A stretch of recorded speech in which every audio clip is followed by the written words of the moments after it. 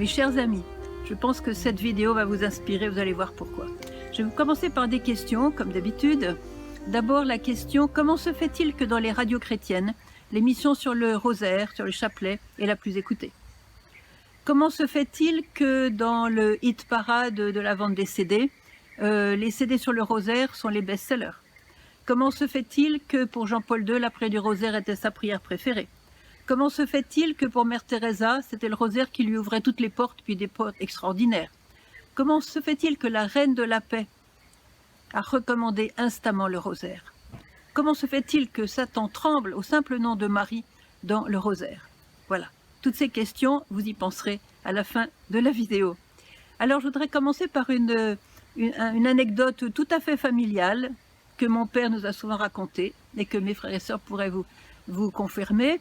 Voilà, mon père a passé 3 ans dans les camps de concentration en Allemagne, un petit peu aussi en Pologne, durant la guerre de 40, parce qu'il faisait partie de la résistance. Il a été arrêté avec toute sa cellule de résistants. Il y avait 10 hommes. Ils ont été en quelque sorte dénoncés, bref. Il s'est retrouvé dans les camps de concentration. Donc, pendant 3 ans. Imaginez la faim, le dénuement, l'angoisse, enfin tout quoi. Alors, à un moment donné, les prisonniers avaient comme job de transporter des pierres d'une carrière de pierre vers un endroit où les Allemands devaient donc construire un bâtiment. Chacun avait reçu une pierre qui lui était attribuée à transporter.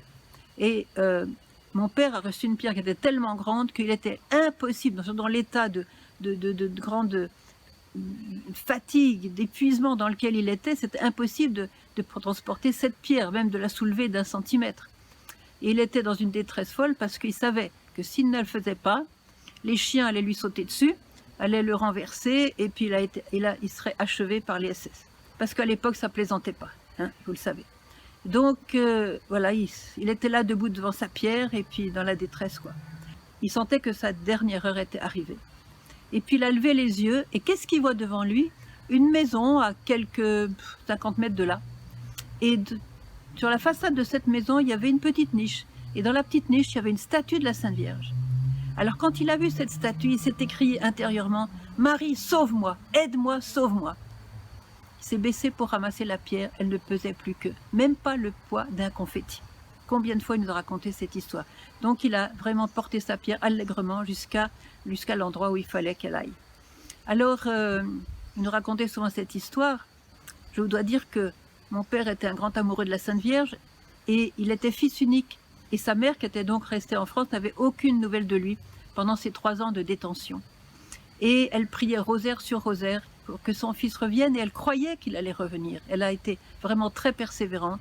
Et mon père, en fait, a été le seul de sa cellule, des 10 hommes, à revenir à la maison. Il a retrouvé sa mère, et c'est d'ailleurs grâce à ça que je suis née, puisque mes parents se sont mariés après la guerre. Donc voilà la puissance du rosaire pour quelqu'un qui croit dans la puissance de Marie, qui est celle qui écrase la tête du serpent. Et quand on a des situations dramatiques, ça revient à elle de nous secourir quand nous sommes vraiment ses enfants et que nous l'aimons et que nous la prions avec le rosaire. Il faut savoir que la Vierge aime beaucoup le rosaire, c'est sa prière préférée avec le credo. Et puis, il faut savoir aussi que chaque Ave Maria qu'on lui offre, c'est comme une rose qu'on lui offre. Alors, regardez ce qu'elle dit à propos des roses. C'est dans le message du 2 février 2017. Moi, en tant que mère, je suis ici avec vous. Les prières que vous m'adressez sont les plus belles roses d'amour pour moi. Écoutez bien, je ne peux pas ne pas être présente là où je sens le parfum des roses. Il y a de l'espoir. Voilà ce qu'elle nous dit. Je vous remercie. Afin de mettre en pratique ce que la Vierge nous demande, je vous propose maintenant de dire une simple dizaine de chapelets avec moi. Au nom du Père et du Fils et du Saint-Esprit. Amen. Notre Père qui es aux cieux, que ton nom soit sanctifié, que ton règne vienne, que ta volonté soit faite sur la terre comme au ciel. Donne-nous aujourd'hui notre pain de ce jour. Pardonne-nous nos offenses, comme nous pardonnons aussi à ceux qui nous ont offensés. Et ne nous laisse pas entrer en tentation, mais délivre-nous du mal. Je vous salue Marie, pleine de grâce, le Seigneur est avec vous. Vous êtes bénie entre toutes les femmes, et Jésus, le fruit de vos entrailles, est béni. Sainte Marie, Mère de Dieu, priez pour nous pauvres pécheurs, maintenant et à l'heure de notre mort. Amen. Je vous salue Marie, pleine de grâce, le Seigneur est avec vous. Vous êtes bénie entre toutes les femmes, et Jésus, le fruit de vos entrailles, est béni. Sainte Marie, Mère de Dieu, priez pour nous pauvres pécheurs, maintenant et à l'heure de notre mort. Amen. Je vous salue Marie, pleine de grâce, le Seigneur est avec vous.